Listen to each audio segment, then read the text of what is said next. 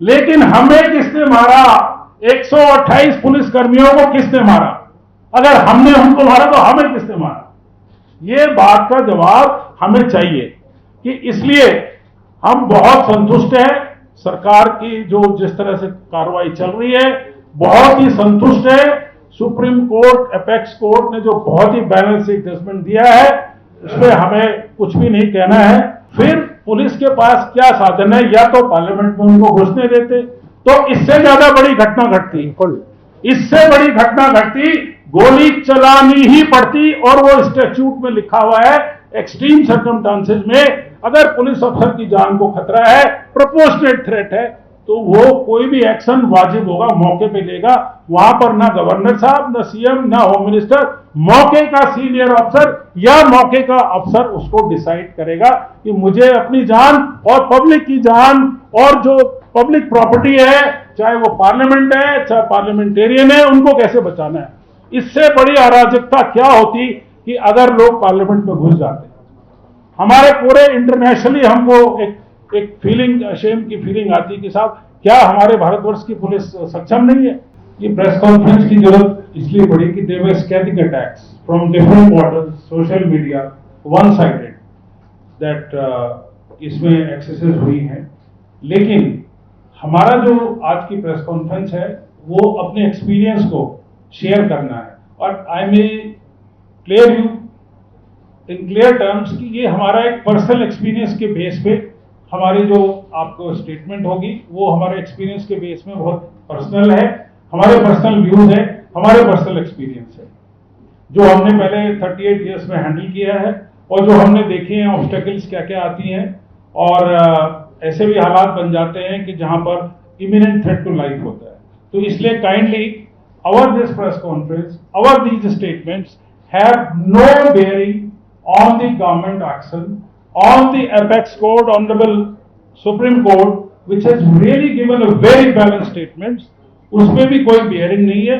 वो अपनी काम गवर्नमेंट का जो है अपनी जगह काम है और वो सुचारू, हमें उसमें कोई संतोषजनक एक वो मिली है कि दैट इज क्वाइट सेटिस्फैक्टरी। यहाँ तक कि अपेक्स कोर्ट ने भी एक बड़ा बैलेंस व्यू लिया।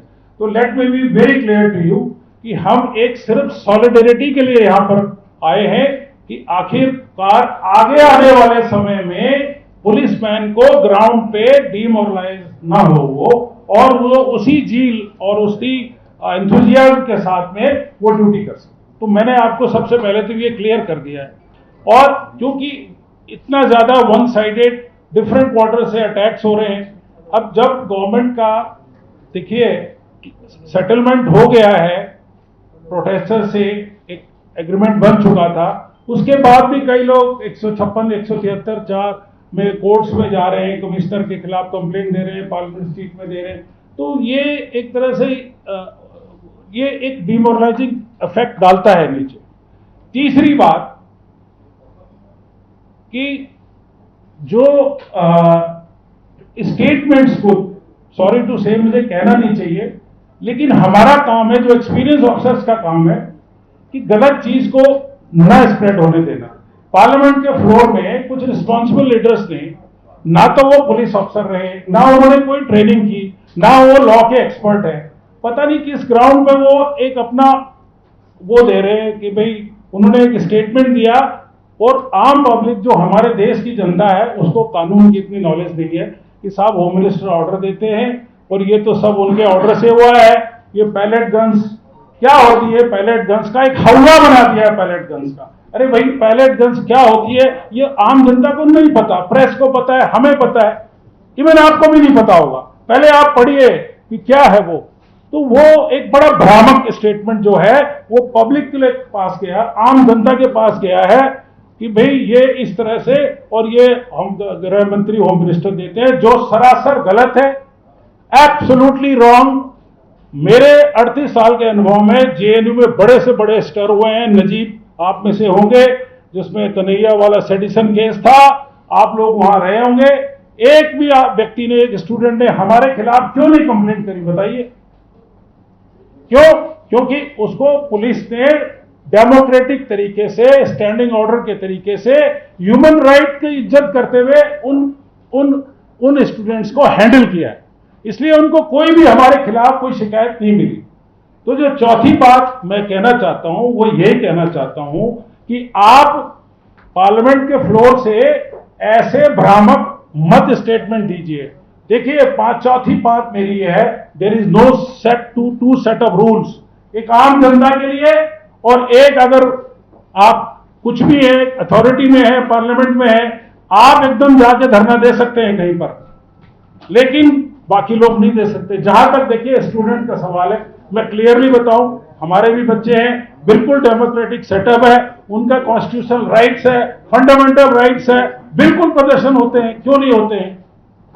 हमने देखे, पता नहीं कितने हजारों प्रदर्शन हमने देखे होंगे, लेकिन जब एक क्राउड कंट्रोल, पांचवी बात मैं कहना चाहता हूं कि क्राउड कंट्रोल एक अलग चीज है, वो आसानी से हो जाती है, लेकिन मॉब फ्रेंजी जब चार्ज होता है एटमॉस्फेयर, जब अनलॉफुल असेंबली हो जाती है, एक एक मेंबर उसका रिस्पॉन्सिबल है। कानून की भाषा में कितने भी बड़े एक्सपर्ट लॉ के सुन रहे हो मेरी बात को, every member of the unlawful assembly is an accused.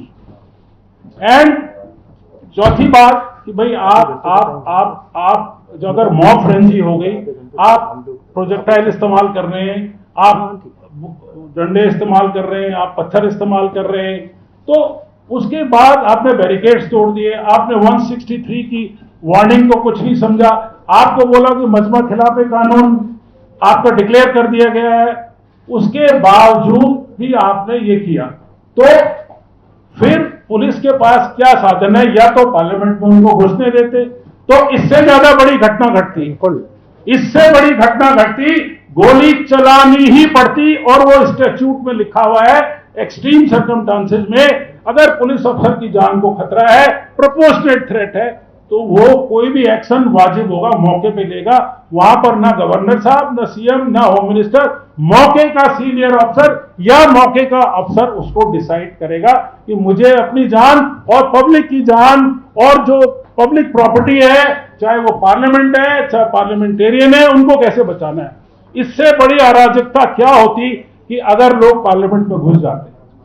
हमारे पूरे इंटरनेशनली हमको एक फीलिंग, शेम की फीलिंग आती है कि साहब क्या हमारे भारतवर्ष की पुलिस सक्षम नहीं है।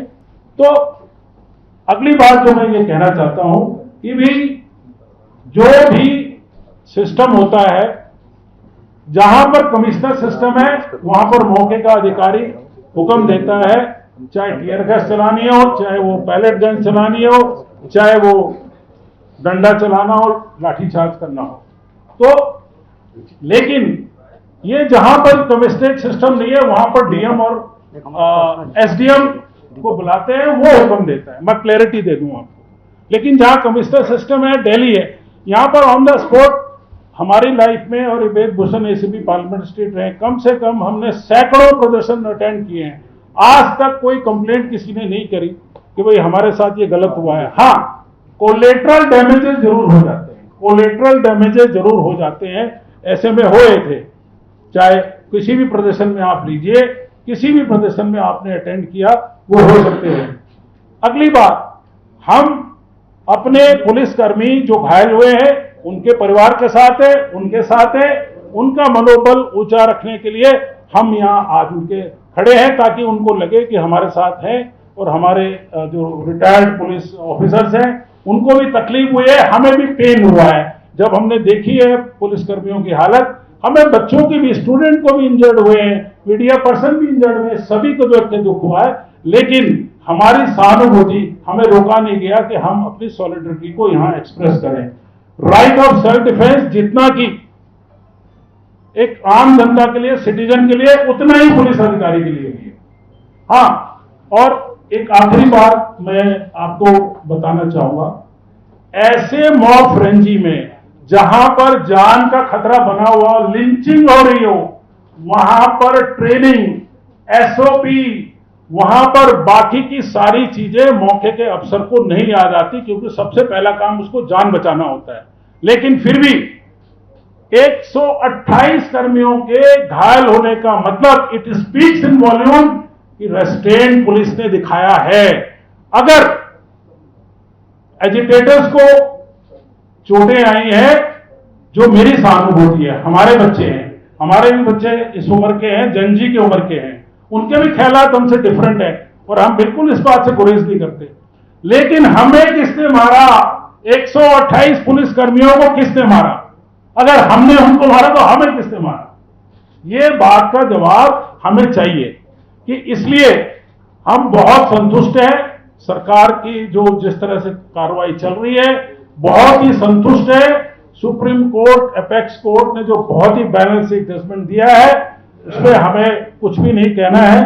और मैं आपको आखिर में मेरी सहानुभूति है जिन भी स्टूडेंट्स को, जिन भी डेमोन्स्ट्रेटर्स को जो इनोसेंट थे, जो स्टूडेंट हैं, उनको अगर किसी तरह से क्षति पहुंची है, जो मॉब फ्रेंजी, नोट कर लीजिए, मॉब फ्रेंजी अनलॉफुल असेंबली में एक आदमी के साथ वार्तालाप, एक आदमी के साथ 1 to 1 बात नहीं कर सकती पुलिस, एक साथ ही उसको एक्शन लेना पड़ता है डिस्पर्स करने के लिए। तो इसलिए अगर उनको कोई कोलेटरल डैमेज हुआ हो, उन बच्चों के प्रति भी हम उनकी पेरेंट्स की उम्र के हैं, हमारी सहानुभूति उनके साथ भी है। और आने वाली ये हमारी जो 60% की जनरेशन है, इनकी अपना आवाज उठाए, लेकिन संवैधानिक तरीके से, डेमोक्रेटिक तरीके से। ओवरफ्लो ऑफ डेमोक्रेसी नहीं होना चाहिए। बिल्कुल आइए, अगर बैरिकेड नहीं क्रॉस होता तो बगैर परमिशन के वो लोग कर ही रहे थे। भाई प्रदर्शन तो चल ही रहा था ना, और कई लोगों ने कई धरने दिए हैं पीएम हाउस के बाहर, उन्होंने कौन से परमिशन ले लिए? आप समझ रहे होंगे मैं क्या कहना चाह रहा हूं। तो यहां पर मेरे लिए कानून नहीं है, दूसरे के लिए कानून है, ये नहीं होना चाहिए। कानून हमारे लिए भी है, पुलिस कर्मियों के लिए, और सिविलियन के लिए भी है, सिटीजन्स के लिए भी है। कानून सबके लिए है, कानून का इकबाल देश में होना चाहिए। जय हिंद, जय भारत। थैंक यू साथियों, थैंक यू गुड्डू के साथ। ये जो ऑफिसर बैठे हुए हैं, ब्रजलाल साहब हमारे साथ बैठे हैं, डीजी रहे उत्तर प्रदेश के। ये जो फील्ड में काम करना होता है, ग्राउंड में, और एक ऑफिस में बैठकर एयर कंडीशन में या बड़े बड़े ऑफिस में जाकर काम करना, ब्यूरोक्रेट्स होना, वो बिल्कुल जमीनी स्तर पर अलग है। ये जो मेरे अधिकारी मेरे साथ बैठे हुए, ये वो ऑफिसर है जिन्होंने जमीन पर काम किया है। एक ऑफिसर सीनियर पोजीशन में होना, ब्यूरोक्रेट होना अलग बात है, परंतु जो ग्राउंड में परेशानियां पुलिस को झेलनी पड़ती है, एक सिपाही को झेलनी पड़ती है, एक आईपीएस ऑफिसर को, कमिश्नर को झेलनी पड़ती है, उसी को पता होता है कि कितना ये चैलेंजिंग जॉब है। तो आप ये जो ग्राउंड के ऑफिसर थे, ये मैं इसीलिए आपके सामने रख रहा हूं कि वो ये बातें बताएंगे जो ग्राउंड पर हमारी परेशानियां होती हैं, जो हम लोगों ने झेली हुई है, मार खाई हुई है। तमाम चीजें पुलिस के सामने होती हैं, कोर्ट, कचहरी, अदालत, बहुत सारे कानून और तमाम की निगाह पुलिस के ऊपर। अब मैं रिक्वेस्ट करूंगा, हमारे जमीन से जुड़े हुए पठानिया साहब है, राजेंद्र पठानिया, बहुत लंबे समय तक दिल्ली पुलिस की सेवाएं की है, 40 साल तक सेवा की है। मैं रिक्वेस्ट करूंगा पठानिया साहब, और मेरी ये भी रिक्वेस्ट है कि संक्षेप में 5-5 मिनट रखें, और ब्रजलाल साहब को भी पार्लियामेंट जाना है। मैं रिटायर्ड एसीपी राजेंद्र सिंह पठानिया, 1985 में मैं सब इंस्पेक्टर भर्ती हुआ था और सारी उम्र मेरी दिल्ली पुलिस में ही नौकरी करते निकल गई। करीबन 6 जगह मैं एसटीओ रहा था और 3 एसीपी सब डिवीजन का भी मुझे मौका मिला। मैं बातें रिपीट नहीं करना चाह रहा, सब आपके सामने है। आपके मंच के इस माध्यम से मैं पूरे अपने जवानों की तरफ से आपको विश्वास दिलाता हूं कि दिल्ली पुलिस के जवान छुई मुई जो मिट्टी के बने हुए नहीं है, वो मजबूती के साथ खड़े हैं, और इसके लिए हमें चाहे कुछ भी कहां तक जाना पड़ेगा, हम लोग जाएंगे। और जो हमारी यंग जनरेशन है, इनसे भी रिक्वेस्ट करूंगा कि आप इस तरह की बातें करें जिससे भारत माता की एकता मजबूत हो, भारत माता का गौरव बढ़े, मान बढ़े। पूरे वर्ल्ड में हमारी क्या छिछलेदार होती अगर किसी तरह से प्रदर्शनकारी संसद में घुस जाते, पूरा वर्ल्ड देखता हमें और हमारी डेमोक्रेसी पे हंसते सारे लोग। और मैं आपके माध्यम से जो हमारी यंग जनरेशन है, इनके माँ बाप से रिक्वेस्ट करना चाहूंगा कि कम से कम देखें तो सही आपकी बच्चे जा कहां रहे हैं, कहीं वो पथ से भटक तो नहीं गए, और उनको समझाएं बुझाएं।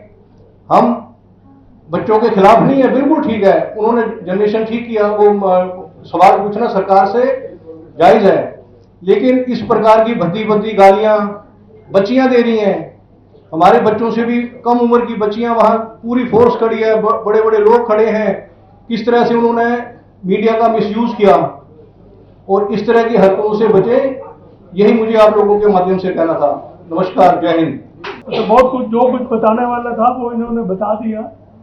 मैंने भी ये चीज़ें झेल ली हैं, खुद झेल ली हैं। मैं 2000 में SHO पार्लियामेंट स्ट्रीट था, तो वहाँ पे वकील आए थे, पूरे इंडिया से आए थे, सिर्फ यही नॉर्दर्न स्टेट्स के नहीं थे। तो उस वक्त भी लाठी चार्ज हुआ था और यही कमीशन बैठा था, GT नानावती कमीशन।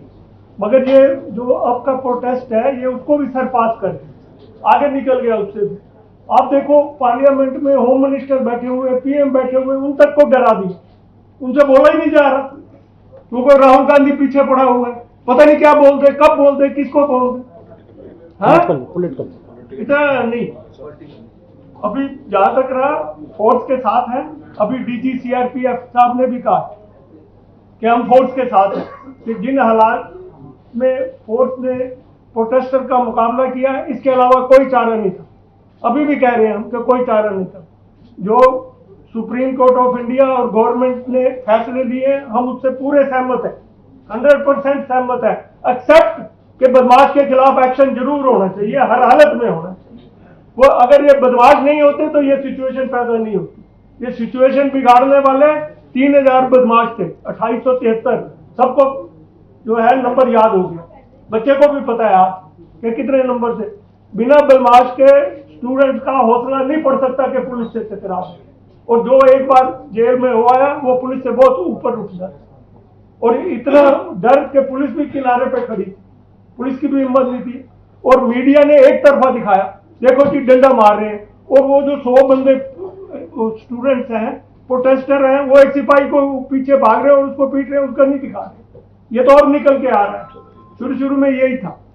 तो मेरे आपसे प्रार्थना है कि हम जो गवर्नमेंट कर रही है, हम उसका तहे दिल से शुक्रिया अदा करते हैं और उसको वेलकम करते हैं। Thank you very much. आज मैं यहाँ पर इस प्रेस कॉन्फ्रेंस में दिल्ली पुलिस के रिटायर्ड अधिकारियों के साथ अपनी सॉलिडेरिटी व्यक्त करने आया हूँ।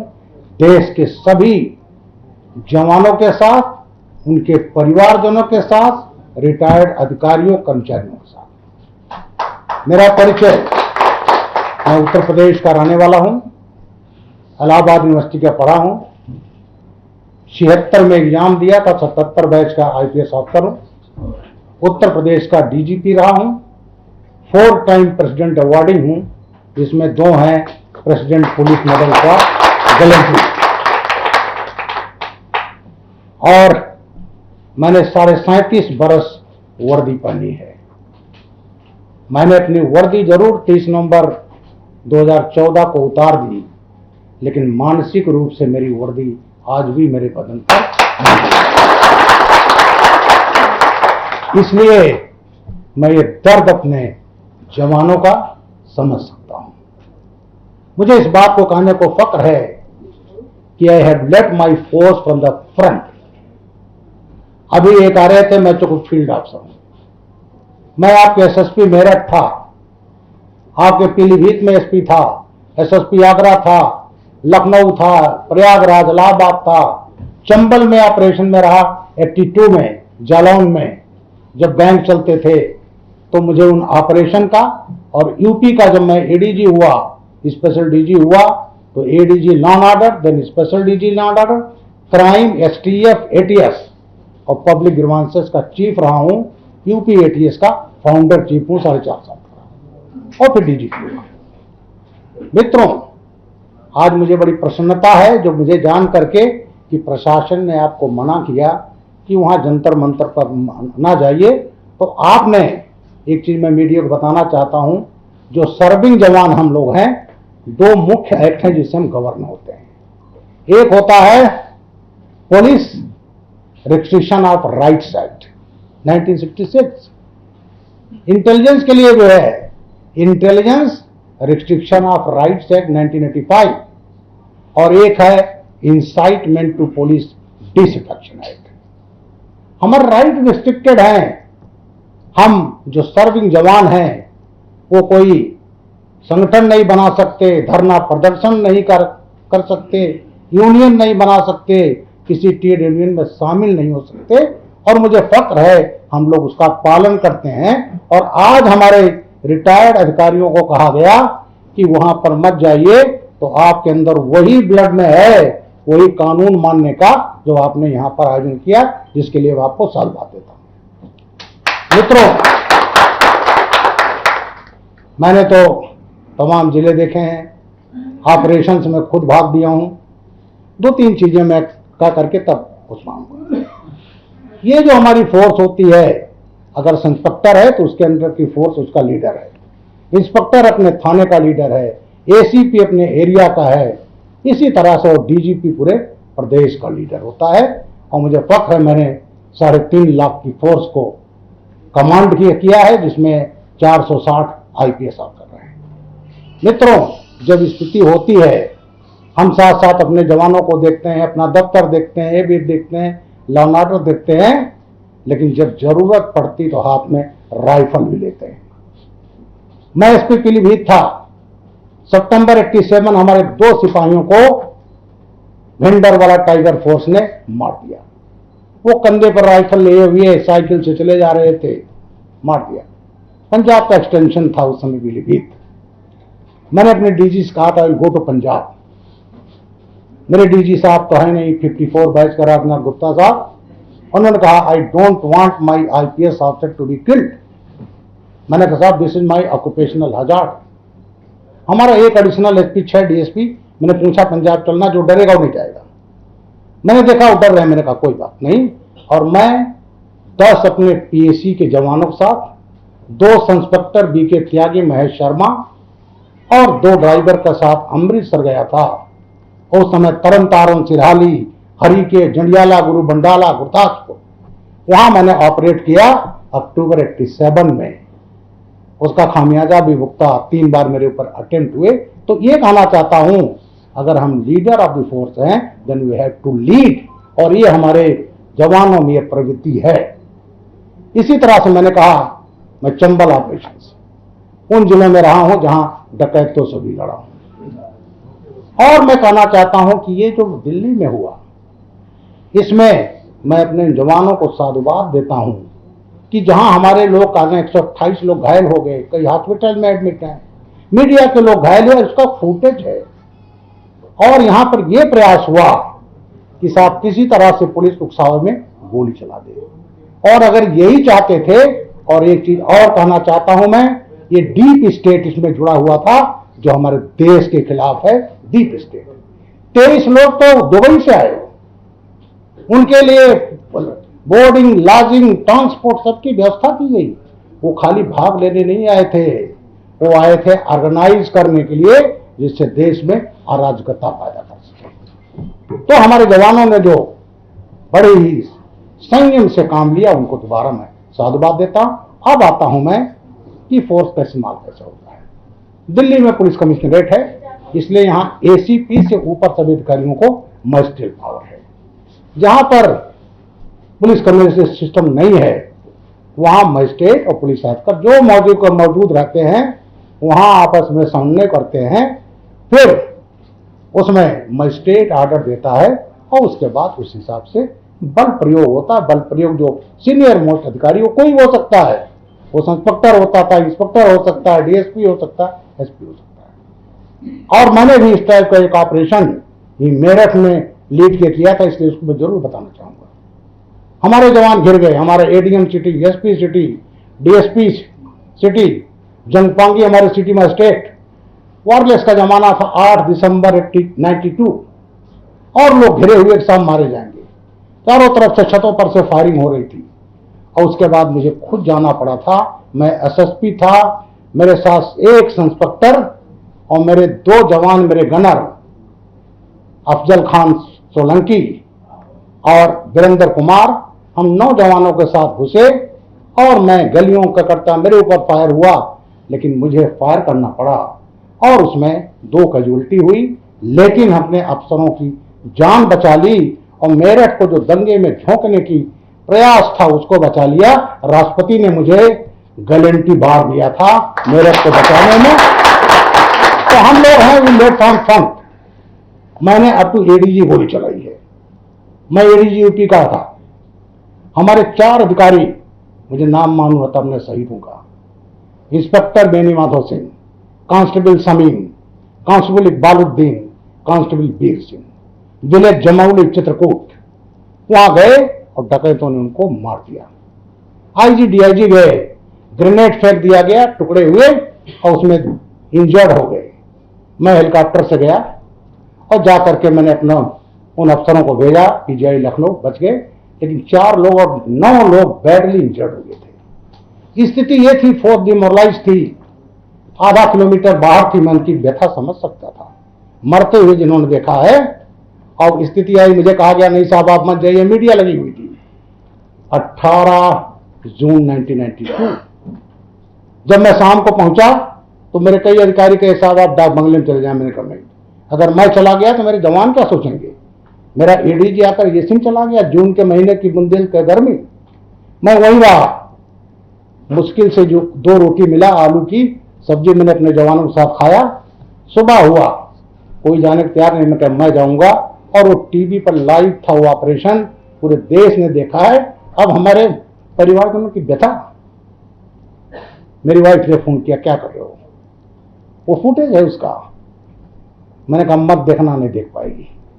मेरी बेटी नोएडा में जॉब करती, रोने लगी। हम कहे बेटा तेरा बाप हटेगा नहीं, मत देखना। और अपने 2 जवानों को साथ मैंने किया और उस खूंखार डकैत को मारा था एज ए एडीजी। पूरी दुनिया ने देखा। तो जेंटल मैं ये कहना है, ऐसे डिफिकल्ट सिचुएशन को हम फेस करते हैं, चाहे हमारा सिपाही हो चाहे डीजी हो, स्थिति आती है तो लीड रहता है। अब यहां पर तरीके हैं, अगर पहले हम वार्निंग देते हैं, यहां भी हुआ लाउड हेलमेट से वार्निंग दी जा रही है, हट जाओ। नहीं हुआ, पहले जमाने में वाटर कैनन नहीं होता था जब हम नौकरी में आए। अब वाटर कैनन है कि भाई भीग जाए, ये हो जाए तो ना आगे बढ़े। उससे नहीं होता है तो टीयर गैस गन और टीयर गैस ग्रेनेड भी होता है, हमने भी इस्तेमाल किया है। हम हमेशा अपने एसपी या डीआईजी अपने गाड़ी में रखे रहते थे कि उसको करके उसमें आंख में इरिटेशन होगा तो हट जाए। वो जब नहीं होता तो लाठी चार्ज होता है। लाठी चार्ज का भी तरीका वाइटल पार्ट पर ना लगे, हमारे जवान इसके लिए दे आर फुल्ली ट्रेंड। और जब वो नहीं होता है तो गोली चलानी पड़ती। लेकिन इधर क्या आया, non lethal weapon. Non lethal weapon में है रबर बुलेट। और इसी में जो पेलेट गन का इतना हवा खड़ा, अभी मैं मीडिया को बोलता है पेलेट गन है क्या, ऐसा चीज राजनीतिक रूप से सुप्रीम कोर्ट पहुंच गए कि लगता है जो आम जनता नहीं जानेगी वो समझेगी, लगता है तो कोई तोप है। पेलेट गन कोई नहीं है, 12 बोर बंदूक होती है। और जब मैं डीजीपी हुआ 2011 में तो अपनी उत्तर प्रदेश पुलिस के लिए 1000 पंप एक्शन 12 बोर बंदूक इंडिया ऑर्डिनेंस के मैंने लिया। उसमें जो हम कारतूस इस्तेमाल करते हैं 6 नंबर, बड़ा छोटा होता है, उसमें आगे अडाप्टर लगाए रहते हैं कि वो अगर फायर करने पर तो नीचे जाए। तो पहले राइफल से फायर करना पड़ता था। और राइफल 303 राइफल जानते हो क्या, बड़ी पुरानी हमारी रही, एक लाइन में 10 को पार कर सकते हैं। तो इसलिए कि जीवन रक्षा हो, अगर वो आती है तब हम ये 12 बोर गन फायर का करते हैं, जिसको हम पेलेट गन करते हैं। हमारे कई राजनीतिक मित्र कश्मीर में जो हमारे हाथ बंधे थे, ऐसी सरकारें थी जो अपने राजनीति के तहत फायर नहीं करने देती थी, हमारे जवान वहां ही पेलेट गन यूज करते थे तो पूरे दुनिया में हल्ला मचाते, पेलेट गन पेलेट गन। और वो चीज मैं सुप्रीम कोर्ट का साधुवाद देता हूं, उनको सैल्यूट करता हूं, उन्होंने एक अच्छा निर्णय दिया। अदरवाइज ये ना होता तो ये नॉन लीथल वेपन भी ये बंद करवा देते। अभी कुछ लोगों ने कहा कि साहब लाठियां थी उसमें कील लगे थे, हाँ कील लगे थे।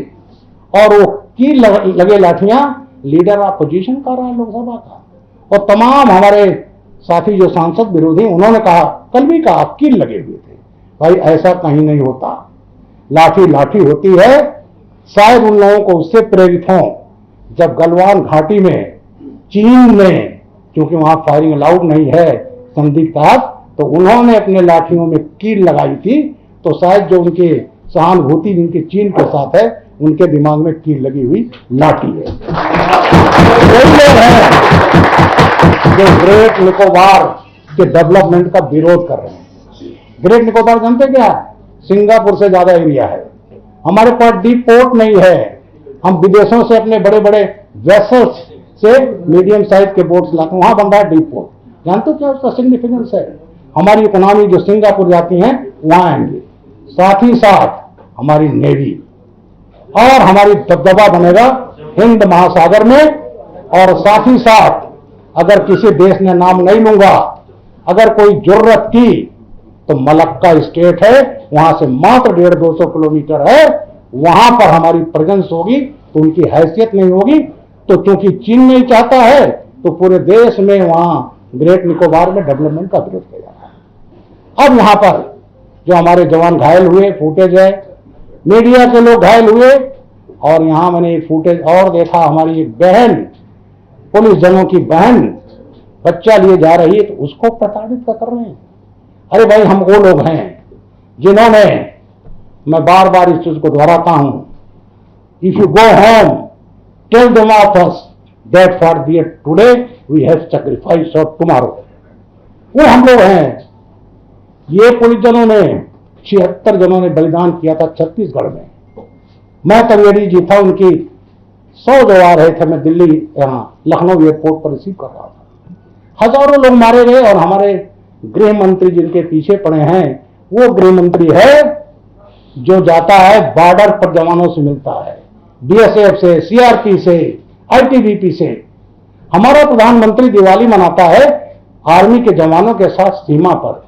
हमारा प्रधानमंत्री वो नहीं है।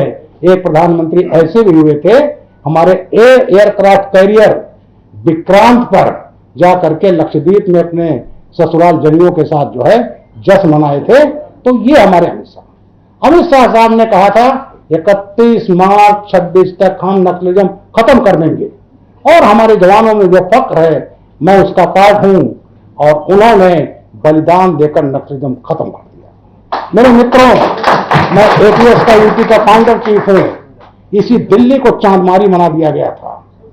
चाहे आपका हाईकोर्ट ब्लास्ट हो, चाहे जामा मस्जिद ब्लास्ट हो, 29 अक्टूबर 2005 का सरोजनी नगर ब्लास्ट हो, आपका अहमदाबाद ब्लास्ट हो जिसमें मोदी जी को मारने प्रयास हुआ था, जयपुर ब्लास्ट हो, दिल्ली का 26/11 हो, उसके बाद 6 जुलाई 2006 को जिसमें 209 लोग ट्रेन ब्लास्ट में मारे गए, बटला हाउस हो, चाहे जर्मन बेकरी ब्लास्ट हो, अहमदाबाद का ब्लास्ट हो, आपका बुद्धा पार्क हैदराबाद का ब्लास्ट हो, गुवाहाटी ब्लास्ट हो, ये तमाम जो घटनाएं इस देश में हो रही थी, टारगेट किया जा रहा था। इन जवानों ने लड़ा है, और हमारे प्रधानमंत्री नरेंद्र मोदी के नेतृत्व में और हमारे अमित शाह जी के निर्देशन में जो आज हिंटरलैंड में होने हुआ, यही पार्लियामेंट है। हर साल 13 दिसंबर को उनका नमन करते हैं। अगर उन जवानों ने बलिदान नहीं दिया होता तो उसमें पार्लियामेंट में पूरे देश के पार्लियामेंटेरियन थे, मंत्री थे, क्या होता आप कल्पना नहीं कर सकते। तो मेरे मित्रों, ये हम लोग हैं जो अनुशासन से बंधे हैं, और मैं आज इसलिए आया हूं कि हमारे पुलिस जवानों का मनोबल बढ़ना चाहिए। कम से कम बढ़ा ना सको तो उनको तोड़ने का प्रयास ना करो। इसलिए आज मैं आया हूं कि इसको यहां पर फर्जी नैरेटिव कील लगी हुई है, पेलेट गन को बना दिया जैसे AK-203 हो। तो मेरे मित्रों, अब फोर्स का इस्तेमाल कभी कभी जरूरी होता है। अगर एक पेलेट गन नहीं होता, पार्लियामेंट में घुस जाते तो क्या होता? पूरा प्रयास किया गया, जो लोगों की नीयत थी, डीप स्टेट का नियत था कि पुलिस फायर कर दे, 2-4 लोग मर जाए, उसके बाद वो राख लेकर पूरे देश में घुमाए, पूरे देश में आग लगा दें। लेकिन हमारे जवानों ने लिंचिंग का होते होते बचे, घायल हुए, बुरी तरह से घायल हुए, लेकिन धैर्य नहीं खोया। अब आता हूं जहां तक जेन जी की बात है। बच्चे, हमारे भी बच्चे, अब तो मेरे ग्रैंडसन हैं, तो ये बच्चे हम उसके साथ हैं। लेकिन जो लोग इसमें असामाजिक तत्व आया, जो आइडेंटिफाइड हैं 2873, जिसमें 989 शातिर अपराधी, उसके साथ नहीं हो सकता कोई। अब यहां क्या हो रही है, कई लोग ऐसे कह रहे हैं नहीं साहब, जितने मुकदमे हम छात्रों को सरकार कर रही, सरकार के मंत्री गए उनसे बात करने के लिए, 2 बार गए, और मंत्री गए, उसके बाद बात हुई, और ये भी हुआ छात्रों के मुकदमे नहीं चलेंगे, वापस लेंगे। लेकिन क्या करें, नहीं साहब, सब शामिल हुए जिसमें अपराधी शामिल है। क्यों डर रहे हैं ये? क्योंकि जब ये शातिर अपराधी पकड़े जाएंगे तो तोते तरह बोलेंगे, और जब तोते तरह बोलेंगे तो कौन लाया था इनको, किसने ऑर्गेनाइज किया था, तो कानून का हाथ कहीं और भी पहुंचेगा, ये डर है मेरे में। इसलिए आज मैं आपको ये करने आया हूं कि आफ्टर ऑल फोर्स कैसे इस्तेमाल होता है, और पैलेट गन का जो हवा करते करते सुप्रीम कोर्ट में पहुंचा दिया। लेकिन आज फिर मैं जवानों को साथ बात देता हूं, मेरे मित्र, हम लोग पुलिस के लोग हैं, त्योहार नहीं मना पाते, आपका त्योहार मनवाते हैं। होली हो, दिवाली हो, ईद हो, हम छुट्टी नहीं मना पाते। तमाम ऐसी होती है, अपने घर में हम त्योहार नहीं मना पाते। करवा चौथ के दिन हमारी वाइफ वेट करती हैं मेरा हस्बैंड आ जाए, और कभी कभी वो भी नहीं हो पाता। तो ये हम लोग हैं, अपने मेहनत से, अपने धैर्य से हम देश के लिए, समाज के लिए लड़ते हैं, सैक्रिफाइस करते हैं। और यहां आज कोई बोलने वाला नहीं, केवल कि जैसे पुलिस ब्रूटल हो। अरे पुलिस नहीं होगी जो तुम्हारी सुरक्षा में लिए चलते हैं, घर से निकल नहीं पाओगे। ये पुलिस नहीं होती तो यहां कानून व्यवस्था नहीं होता। रात में जब सोते हैं लोग तो यही हमारे जवान पेट्रोलिंग करते हैं। सीमा पर हमारी बीएसएफ रहती है, आईटीबीपी रहती है, अभी पुलिस फोर्स है, असम राइफल रहती है। जनाब, ये लड़ते हैं वहां पर, तब हम सुरक्षित रहते हैं। इसलिए मैं आज चाहूंगा सभी से, समाज से, देश से, अपने मित्रों से, जो आज पुलिस को एक विलेन साबित कर रहे हैं, ये कृपा कर मत करो। ये देश का नुकसान होगा, समाज का नुकसान होगा। हम भी किसी के पिता हैं, हम भी किसी के पति हैं, हम भी किसी के भाई हैं, और इसी समाज के हैं। तो ये मत करो, हमें विलेन मत बनाओ। हम ये जवानों ने देश के लिए बलिदान किया है, तो इस बलिदान का कम से कम अपमान करो, मत करो। इन्हीं शब्दों के साथ मैं अपनी बात समाप्त करता हूं। जय हिंद। और पुनः कहता हूं, मैं अपने सभी जवानों के साथ खड़ा हूं, उनके साथ हमेशा खड़ा रहूंगा।